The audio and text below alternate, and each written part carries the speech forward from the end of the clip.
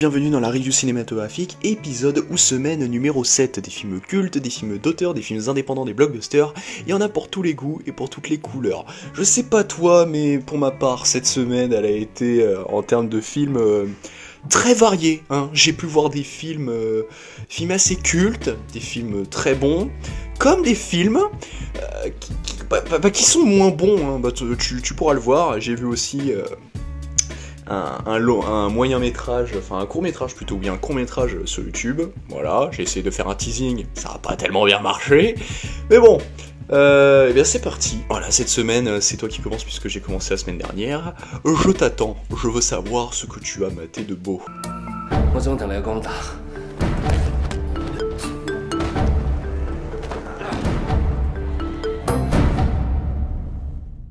Alors cette semaine que 6 films, parce que hier soir j'ai pas eu le temps d'en voir un. Du coup on commence avec Judo de Johnny To, donc c'est le premier film de Johnny To que je regarde. Et j'y allais avec un peu d'entrain quand même, voilà, j'étais plutôt confiant.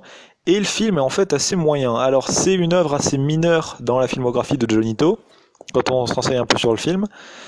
Mais en fait le truc c'est que c'est dommage parce qu'il y a vachement de trucs bien dans le film.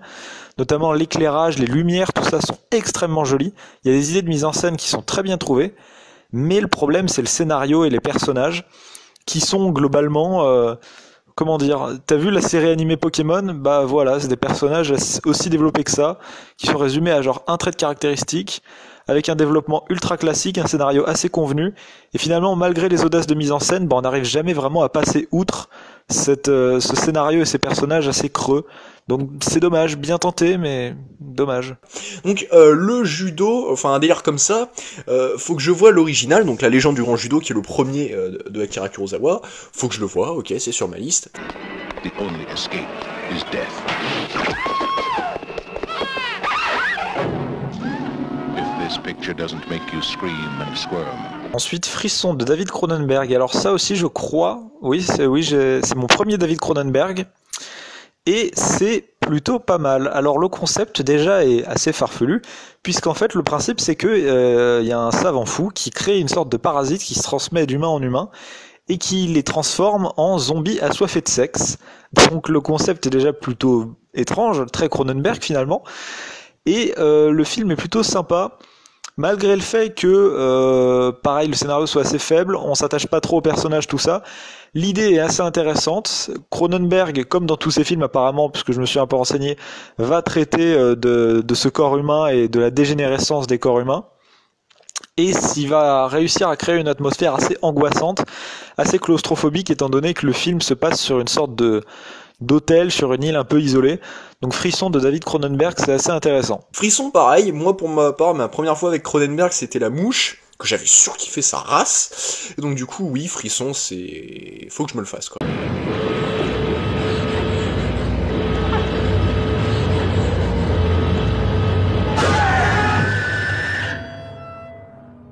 Ensuite, alors j'ai enfin découvert la saga Alien, et cette semaine je n'ai vu que les 2 premiers volets, comme tu peux le voir. Du coup, on va commencer tout de suite. Alien 1 de Ridley Scott. Je sais pas si tu as vu, faudrait que tu me le dises. Excellent film, vraiment. J'y allais pareil, assez neutre, et vraiment j'ai été très agréablement surpris. Il arrive à créer une atmosphère assez atmosphérique pour le coup, très angoissante, assez claustrophobique, avec un éclairage et des lumières magnifiques. C'est vraiment un truc qui m'a frappé dans ce film, c'est les lumières sont splendides, vraiment. Pareil, il y a toujours un peu de fumée pour un peu pimenter les cadres, tout ça. Et il va vraiment y avoir une atmosphère extrêmement angoissante et une esthétique très léchée, très recherchée. Donc vraiment, un film de Ridley Scott extrêmement réussi. Pas autant que sa suite en tout cas.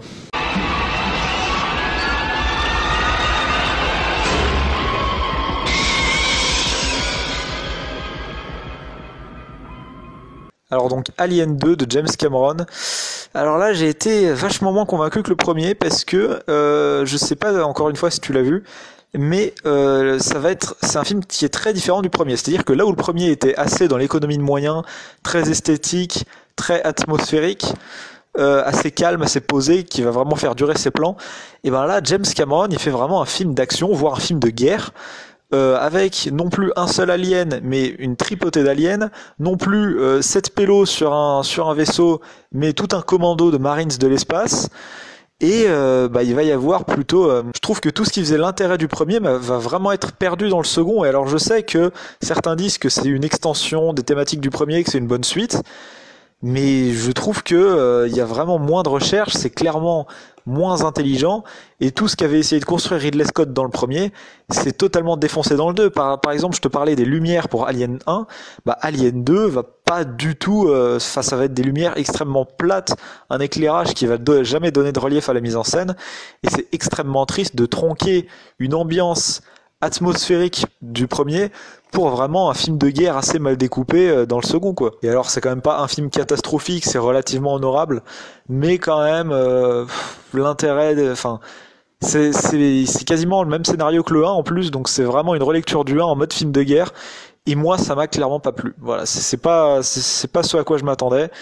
Et en plus de ça, les scènes d'action sont pas folles, elles sont assez plates et assez brouillonne, voilà, donc c'est pas super. J'attends de voir les 3 et 4 du coup, mais Alien 2 m'a laissé un peu sur ma faim. Alors on va peut-être pouvoir du coup un petit peu plus en parler parce que en effet j'ai vu les 2 premiers Aliens. J'ai vu les 2 premiers Aliens, donc le premier et le deuxième, et il y a peut-être 2 semaines je t'avais parlé du 3 qu'avait fait David Fincher. Donc du coup on peut en parler, on peut un petit peu plus en parler. Moi, pour ma part, le premier Alien, il est indétrônable, malgré le fait que, tu vois, faut quand même que je me remette le 1 et le 2, parce que je les ai pas trop en tête non plus, mais le 1, pour moi, il est indétrônable, il est juste génial, chambé, ça révolutionne la chose. Le 2, j'ai beaucoup moins de souvenirs, j'ai juste le souvenir que c'est le début de l'épidémie d'aliens, voilà, c'est tout. They do grow things fast here, don't they? The way you act, you're not afraid of me, right? Ensuite, The Intruder de Roger Corman. Donc Roger Corman que tu connais peut-être parce qu'il a réalisé Un Baquet de sang ou l'original La Petite Boutique des Horreurs. Et là, il réalise un film, pas du tout un film de genre, un film assez politique qui s'appelle The Intruder avec William Shatner dans le rôle principal, donc, que j'ai pu regarder puisqu'il était disponible sur Arte, et c'est vraiment un très bon film. Ça va parler en gros d'un mec qui va débarquer dans un petit village et qui globalement comme ça se déroule pendant la ségrégation aux États-Unis, va globalement haranguer la population contre l'acceptation des Noirs aux États-Unis. Et globalement, ses propos vont un peu le dépasser puisque la population va commencer vraiment à partir en couille. Intruder, malheureusement, je ne connais pas, que ce soit le film ou que ce soit le réalisateur ou la filmo du réalisateur, je ne connais malheureusement aucun de ceux-là. C'est vous qui deviez dîner avec lui ce soir? Oui, comment le savez-vous? Il vous a parlé de moi? Oui, mais même sans ça, je vous aurais reconnu. Et enfin, le dernier film que j'ai vu, c'était jeudi, parce qu'il passait sur TF1, Le Dîner de cons, film français culte, avec Thierry Lhermitte et Jacques Villeray, et que je n'avais pas vu jusque-là.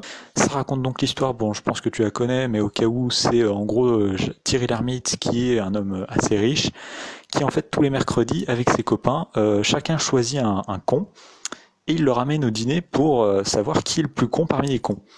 Voilà, et il se trouve que ce jour-là, le con, c'est Jacques Villeray. Et alors va s'en suivre multiples péripéties. Et alors, le moins qu'on puisse dire, c'est que c'est un film qui est assez culte, et en fait c'est assez compréhensible, parce que c'est une comédie bien à la française, qui va tout se baser, sur l'interprétation des comédiens, qui jouent très bien, et 2 sur les dialogues. Voilà, donc environ 95% des dialogues, de l'humour va être basé sur les dialogues. Donc c'est un peu dans le même style, je sais pas si tu les as vus, des Bronzés, ou encore de Le Père Noël est une ordure. Donc si t'as vu ces films-là et que t'as aimé, tu devrais aimer Le Dîner de cons. Si t'as pas aimé, malheureusement ça va être compliqué, puisque Le Dîner de cons c'est vraiment ce registre-là, c'est à peu près à la même époque, donc voilà, c'est très semblable. Et en fait c'est un film assez cruel, parce que rien que le concept, tu comprends bien que les cons sont... Enfin, il y a vraiment un écart entre soi-disant les gens intelligents et soi-disant les gens cons. Surtout que la fin est assez étrange en fait, je vais pas te la dire, mais la toute fin est très bizarre. Assez ambigu, voilà, ambigu. Et la mise en scène, alors il n'y a pas grand chose, et bon, c'est quelque chose qui ferait bondir de haine Robert Bresson, mais c'est vachement du théâtre filmé, parce qu'à la base c'est une pièce de théâtre, et du coup bah ça fait vachement théâtre filmé et pas vraiment film en lui-même. Donc voilà. Mais à part ça, c'est plutôt un bon film quand même.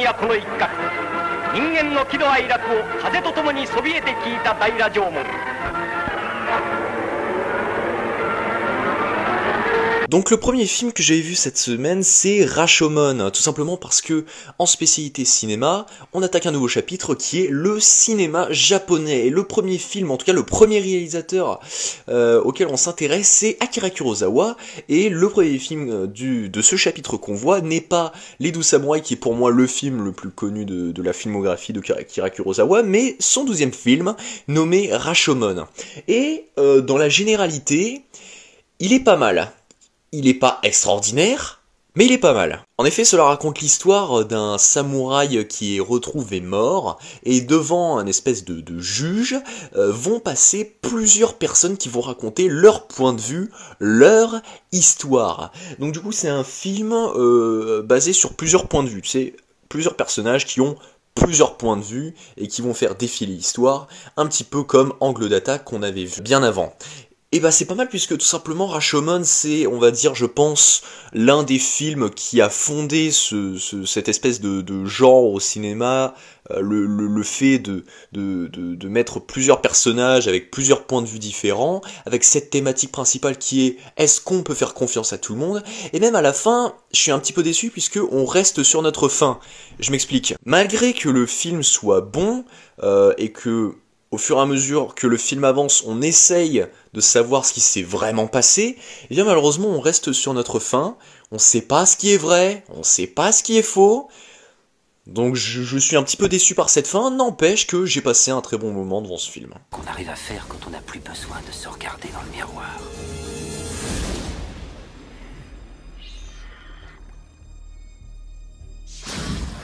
Ensuite, j'ai vu Hollow Man de Paul Verhoeven avec Kevin Bacon et malheureusement je ne me rappelle plus de l'autre actrice. Alors ça raconte l'histoire tout simplement de Kevin Bacon qui est passé de Footloose à l'homme invisible, qui tout simplement est un scientifique qui tente de créer un espèce de sérum pour rendre les animaux d'abord invisibles, mais l'étape finale c'est de rendre l'humain invisible. Passant de la science-fiction à l'horreur, j'ai énormément aimé ce film. Tout simplement, je me répète, et je l'ai dit juste avant, on part sur du scientifique, un petit peu science-fiction, hein, niveau effets spéciaux, quand ils injectent le sérum pour faire revenir les animaux invisibles, visibles justement, on voit finalement les veines, les différents endroits dans le corps humain qui reviennent, c'est très bon, et là d'un coup, bam! Ça passe sur de l'horreur. Dès que le film a atteint un certain climax, enfin pas un climax, avant un climax plutôt, et il y a les codes de l'horreur, les codes de film d'horreur, les codes de slasher qui arrivent dans ce film. Et des fois, même vraiment sans spoiler, sans rien, des fois, devant le film, j'étais en mode ouh, vraiment, il en faut vraiment pour me surprendre, vraiment pour me dégoûter. Et des fois, pendant le film, j'étais en mode oh punaise. Ah, voilà. C'était un petit aperçu de moi devant Hollow Man. Mais vraiment, c'est un très bon film mêlant science-fiction et horreur. Je te conseille de le voir.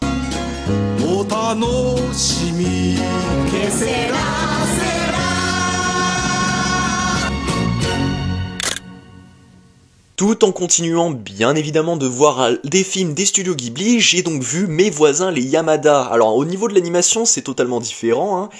T'as l'impression que c'est beaucoup moins fini mais c'est totalement fait exprès, c'est crayonné, etc. Ça raconte l'histoire d'une famille, les Yamada bien évidemment, c'est un enchaînement de plusieurs petites histoires, de 5 minutes chacune. Le film dure à peu près 2 heures, enfin peut-être 1h45 à tout casser comme ça si j'arrondis. Et bon, ok, au bout d'un moment, ça devient peut-être un petit peu relou, mais c'est drôle, c'est cool. Enfin bref, je vais pas m'éterniser là-dessus, mais au bout d'un moment, je m'ennuyais un petit peu, quoi.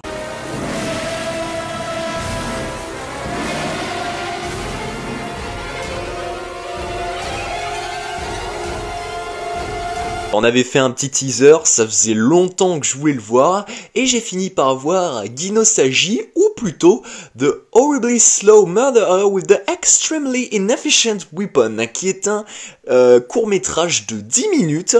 C'est un petit peu un faux trailer qui raconte l'histoire d'un homme qui va se faire agresser, parce que tout simplement il existe des meurtres qui se font en quelques secondes, des meurtres qui se font en quelques minutes, des meurtres qui se font en quelques heures, mais celui-là montre un meurtre qui va se faire pendant plusieurs années. En effet, le tueur va tout simplement essayer de tuer cette personne avec une cuillère.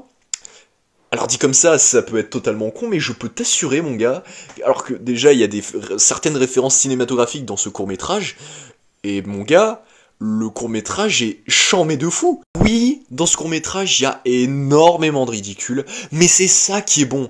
Et voilà, ce court-métrage a été fait avec un budget de $600. C'est pas énorme, c'est vraiment un grain de poussière dans l'univers, et vraiment, c'est vraiment pas mal, hein. Et même, y a un moment où t'as le narrateur qui fait « again ». And again, and again, and again. Enfin, genre, c'est quoi? Il vous attrapera, il vous tapera encore, et encore, et encore, et encore. Et ça, c'est pendant 1 minute, et cette scène, elle m'a fait rigoler de fou. Donc vraiment, ce court-métrage, j'ai kiffé. Un jour, toi aussi, tu peux devenir un grand gardien. Alors j'ai découvert il y a pas si longtemps que Le Royaume de Gaoul, je crois que c'est ça comme je crois que ça s'appelle comme ça, eh bien ça a été réalisé par Zack Snyder. Donc j'ai décidé de le revoir. Et c'est très bien. Alors vite fait, si tu ne vois pas ce que c'est l'histoire de 2 chouettes qui se font malheureusement kidnapper, qui se font emmener dans un espèce d'orphelinat pour être entraînées à devenir des chouettes méchantes. Mais heureusement, l'une d'elles s'en va. Enfin bref, il y a des thématiques du style rivalité entre frères, etc. Mais il y a quelque chose qu'il faut retenir, c'est que l'animation est hyper chiadée. L'animation est totalement excellente, c'est beau à voir. On dirait un 300, sauf qu'en fait les humains ils sont remplacés par des chouettes. Ça a l'air con dit comme ça, mais c'est vraiment hyper bien. Les combats, c'est énorme le Royaume de Gaoul, c'est énorme. Mais par contre c'est pas malheureusement pour les enfants. Ouais, il y a trop de violence, c'est vraiment pour un mini public averti, mais franchement, le Royaume de Gaoul, j'ai passé un super bon moment, ça faisait longtemps que je l'avais pas vu, et ça m'a fait plaisir de le revoir.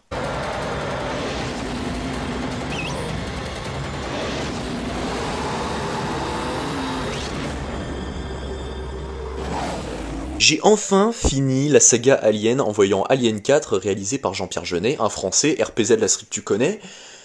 Et en fait, avant de me lancer le film, je me suis quand même dit, c'est la fin d'Alien. Comment Alien peut se terminer? Bah figure-toi que le film a été réalisé en 1997, qu'il y a eu une fin, et une version remasterisée en 2003, Jean-Pierre Jeunet a quand même rajouté une deuxième fin. Une fin, on va dire, alternative. Je ne vais pas spoiler plus, puisque je sais que tu es en train de mater la série Alien, puisque cette semaine tu m'as dit que tu avais maté Alien 1, le premier du nom, et Alien, le retour, donc le numéro 2. Je ne vais pas te spoiler plus, mais pour moi, sans compter le 1 qui est incontestablement inclassable, le 4, c'est mon préféré.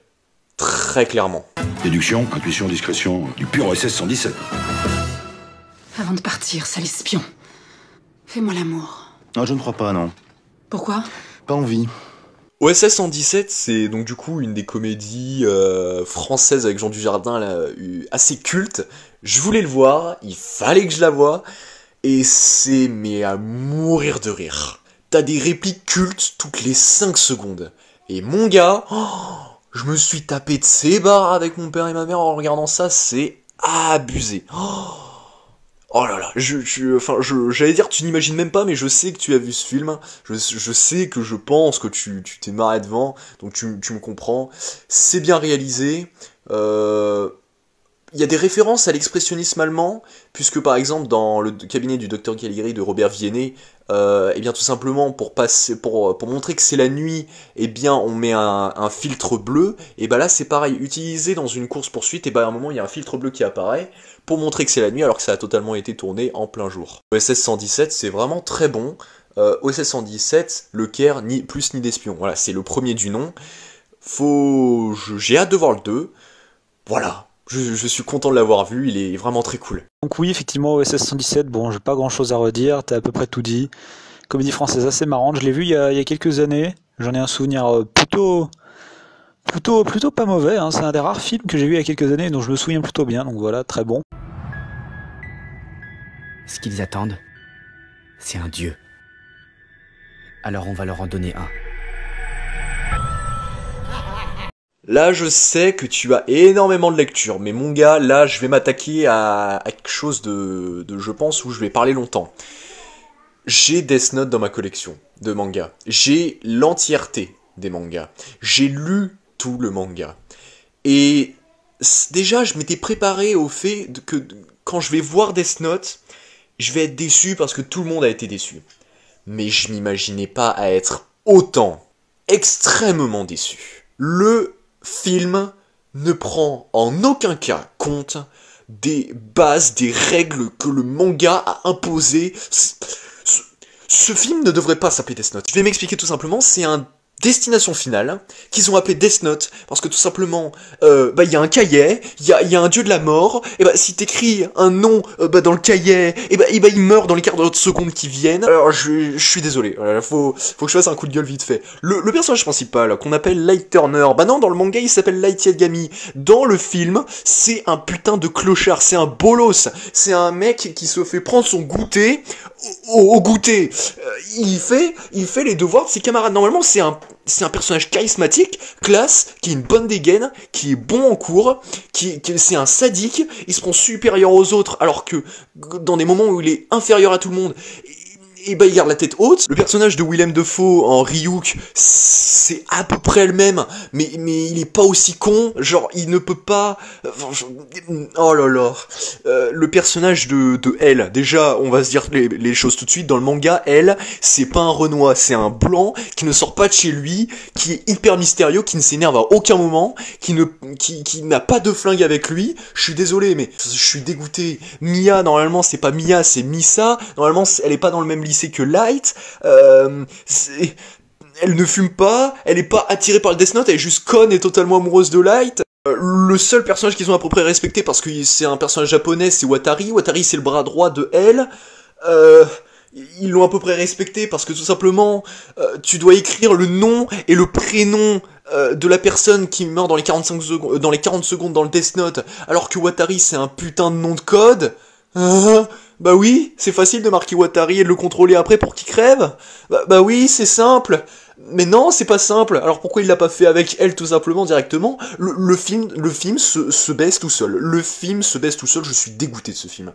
Vraiment, c'est une honte, mais vraiment une honte que ce film existe quand tu es un fan et que tu as lu l'entièreté du manga qui est en face de putain de moi. Wow, putain, ça m'a fait plaisir de crier comme ça. Et Death Note, je l'ai vu aussi, et pour le coup, j'ai un peu plus de choses à dire sur celui-là. Alors le film Death Note, déjà le manga, je me suis arrêté à un moment, parce que ça partait ça partait en couille quoi. C'est au moment où Elle meurt, enfin en théorie, puisque je suis à peu près sûr qu'il revient, et où il est remplacé par M et N, là, les deux guignols. Voilà, à ce moment-là j'ai arrêté, je me suis dit c'est bon, ça sert à rien que je continue. Mais jusque-là, le manga était très bien. Et en fait, le principal problème du film, c'est que, en fait, au-delà de pas respecter les personnages ou le cadre du manga, c'est plutôt qu'il respecte pas les thématiques. Parce qu'en fait, le vrai problème du film, c'est quand même le personnage de Light, qui est éclaté. Tu l'as dit, en plus d'être une immense victime, c'est vraiment, enfin, dans le manga, on comprenait ses intentions et il avait un vrai objectif, tu vois, une vraie vision du monde, il voulait changer le monde grâce à ce cahier. Là, dans le film, c'est vraiment un bolos qui veut se venger de ses agresseurs qui lui volent ses pitchs, quoi. C'est vraiment le mec, on lui a volé ses Oreos, il veut se venger. Enfin, je veux dire, il y a vraiment un côté destination finale qui marche pas très bien avec l'ambiance du film, quoi. En plus de ça, le personnage de Mia, bon, déjà que le personnage de Misa est éclaté, mais alors Mia, c'est encore pire. Watari, effectivement, oui, c'est pas son vrai prénom, donc bon, ils peuvent pas vraiment le tuer en mettant son nom dans le Death Note. Elle, c'est dommage parce que il y avait des bonnes idées, tu vois, mais le fait qu'il pète un câble à la fin, qu'il ait un pistolet sur lui et tout, c'est absolument n'importe quoi. Et le seul personnage, je trouve qui est bien, c'est Ryuk, joué par Willem Dafoe. Je trouve que le fait de toujours le mettre dans l'ombre, et qu'on en fasse de la performance capture, je trouve que c'est plutôt une pas mauvaise idée. Bon, après on le voit pas des masses dans le film, donc on s'en fout un peu, mais voilà, ça aurait pu être bien le truc de Ryuk. Après le film, il tente 2-3 trucs en termes de mise en scène, avec notamment des éclairages au néon ou des trucs comme ça, mais finalement ça sert pas à grand chose, parce que bah déjà c'est pas toujours fait avec énormément de finesse premièrement, et deuxièmement ça n'arrive pas à masquer un scénario qui est mais éclaté au sol quoi, avec des trucs mais tirés par les cheveux, mais la fin, mais c'est tiré par les cheveux, mais tellement. En plus la fin, genre ça fait croire que Light est un personnage intelligent, alors que dans tout le film c'est un bolos, il est super con.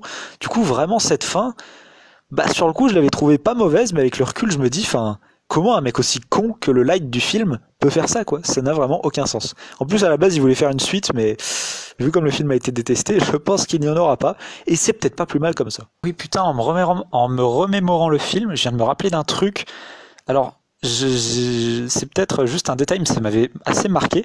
C'est qu'à un moment dans le film, à peu près au début, il y a Mia qui va voir Light, et je sais plus pourquoi, Light lui annonce qu'il a le cahier, et du coup bah, ils le savent tous les deux.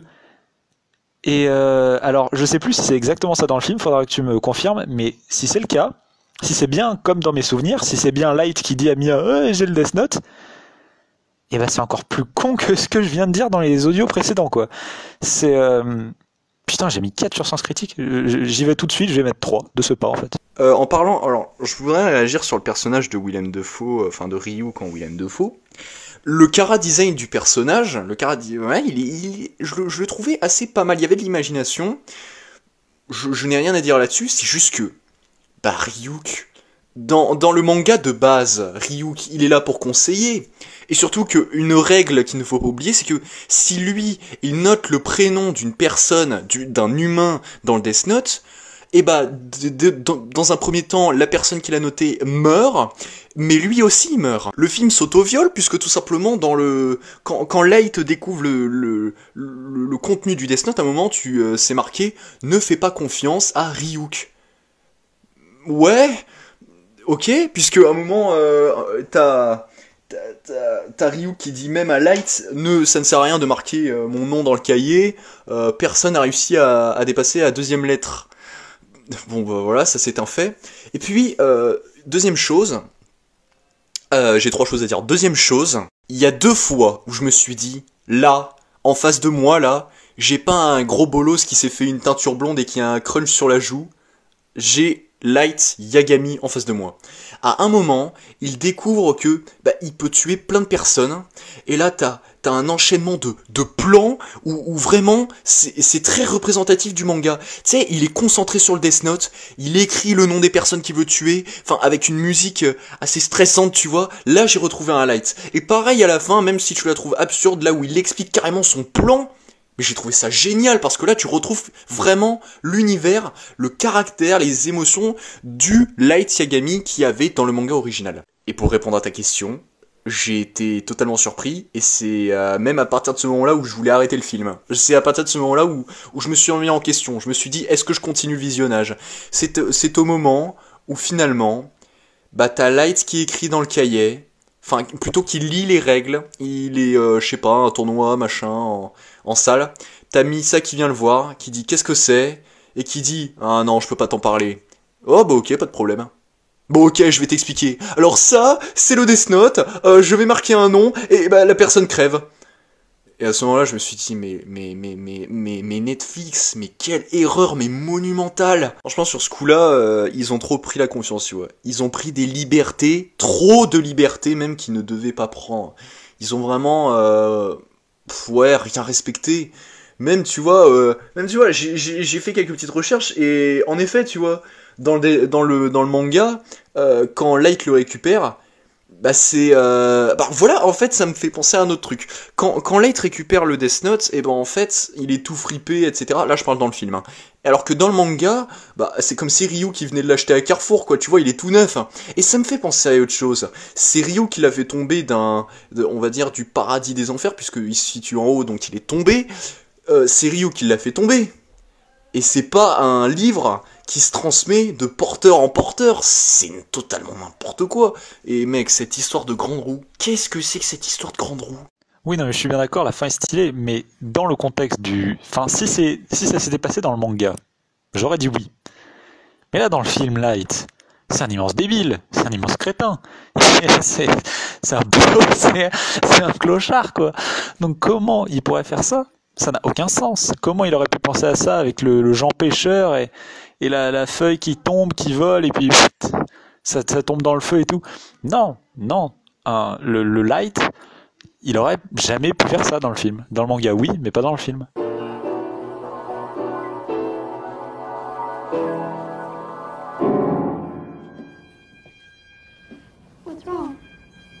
Bon, je vais redescendre un petit peu, voilà, Death Note est passé, maintenant parlons de Elephant.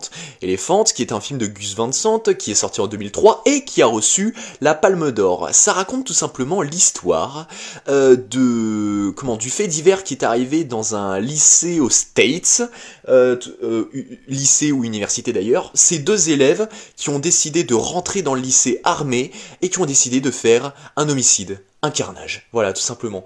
Et pareil que un film que j'ai cité, voilà, pareil que Rashomon, hein, ou que Angle d'attaque, c'est un film qui avait utilisé plusieurs points de vue. Mais pas plusieurs points de vue pour raconter une histoire différente à leur manière, non. Plusieurs points de vue pour finalement arriver à une conclusion. Arriver à, tout simplement, comment se fait-il que ces deux lycéens en soi arrivé ici. C'est chiadé à mort, c'est hyper beau, t'as des plans séquences de malades qui durent plus d'1 minute, et franchement, des fois tu te dis putain ça va durer jusqu'à combien de temps, mais en même temps j'ai pas envie que ça s'arrête parce que c'est beau. Le film est monté en 4 tiers, je sais pas comment dire le terme, mais c'est en 4 tiers, je sais pas si ça te dérange la 4 tiers ou quoi. Mais Elephant, ma mère voulait qu'on le mate, bah du coup c'est ma première fois avec Gus Van Sant, je ne connaissais pas du tout ce réal, et franchement il mérite amplement d'avoir gagné la Palme d'Or parce que ce film le méritait, le réalisateur le méritait. Ce film est beau, ce film est magnifique, quand le film se termine t'es choqué parce que tu ne t'attendais pas à ce que ce film se termine maintenant. Il est beau, il faut que tu le vois. C'est mon ami. J'ai un super pouvoir et je m'en sers pour protéger mes amis. Tu t'y attendais pas, hein?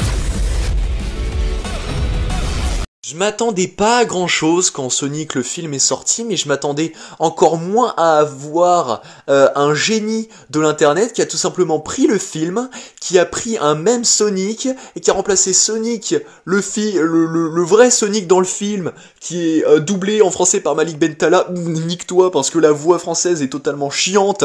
Il a remplacé ce Sonic qui faisait des blagues scatteries, etc. par un même Sonic qui fait pendant tout le film la Macarena, des mêmes Fortnite, et qui crie à des moments où tu t'y attends pas, et ça fait peur. Quand j'ai vu ça, je me suis dit, mais putain, mais je vais m'empresser de voir ça, et je vais passer un meilleur moment que devant Sonic le film. C'est drôle au début, parce qu'à un moment il balance un anneau, et ça fait sortir Big Flo qui fait un coup de gueule. C'est drôle au début, parce que sur un ordinateur tu vois The Rock, mais après t'en as marre de voir ça. En fait, c'est dégueulasse, puisque tout simplement, t'as juste le même Sonic qui est sur le Sonic qui est flouté, et c'est dégueulasse le rendu. Visuellement, c'est dégueulasse. Vraiment, tu préfères carrément voir le Sonic de base, sauf que t'as pas envie de voir le Sonic de base, t'as envie de voir un truc mieux, sauf que ce n'est pas mieux. Pendant cette semaine, je crois que j'ai perdu mon temps quelquefois avec justement Death Note et Swank. Et là, j'ai perdu mon temps. Et je ne vous conseille pas de le voir, parce que si vous pensiez voir mieux que Sonic le film, eh bien vous vous trompez. Voilà, parce que les critiques que j'avais vues sur Sens Critique, je pense qu'elles ont été payées pour mettre des 10 et des 8 et des 9, parce que je n'ai pas compris. Voilà. C'est un génie déjà pour l'initiative d'avoir fait ça, mais dans le contenu final, c'est de la merde. Ça n'apporte rien. J'en serais étonnée, ça ne ressemble pas au Douglas que je connais. Essayez autre chose. En fait, ses dernières paroles ont été « Axel, tu fais la pause café, va cravater ce fils de pute. » Je vous le jure, c'était ça, ses dernières paroles. Là, oui, ça ressemble à Douglas. Et donc du coup, j'ai enfin fini la trilogie Le flic de Beverly Hills. Pour la faire court, dans la généralité, ça reste bon. Hein, Axel Foley, en tout cas Eddie Murphy en Axel Foley, il reste énormément bon, il fait rire. Malheureusement, le seul point négatif que je peux dire là-dessus, c'est peut-être qu'il est un petit peu plus long que ses deux prédécesseurs, c'est qu'il est moins drôle, il y a moins de moments drôles par rapport au 1 ou au 2, c'est vraiment un peu plus sérieux. Beaucoup diront que vraiment il est vraiment nul ou quoi. Moi j'ai trouvé très bien, je trouvais qu'il tenait la route, que c'était une bonne... Enfin, il y a pas de conclusion en fait, tu peux carrément en faire un 4e, mais bon, ça ne servirait je pense pas à grand chose. Mais une chose est sûre, c'est qu'il est pas nul.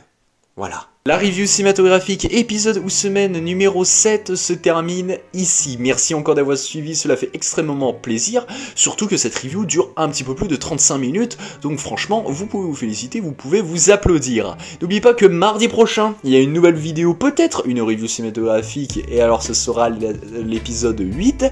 Et il sera plutôt pas mal. Ouais, un petit teasing comme ça, cela fait un petit peu plaisir. Comme l'entièreté de la review cinématographique qui se fait sur Instagram, je vous donne alors nos Instagram. Pour ma part, c'est polo-raxor, POLO-rax 0R. Et pour mon ami Louis, vous connaissez la chanson, je le remercie encore et je le remercierai toujours parce que j'adore discuter de cinéma avec lui. Je trouve ça très bien, je trouve ça trop bien qu'il fasse, qu'il discute de cinéma, qu'il fasse partie de cette review cinématographique. Bref, son Instagram c'est Louis-Perquin, LOUIS-PERQUIN. Merci encore d'avoir regardé la review cinématographique épisode de semaine numéro 7, cela fait extrêmement plaisir. A très vite dans une prochaine vidéo, peut-être une nouvelle review cinématographique, et sur ce moi je vous dis, bye tout le monde.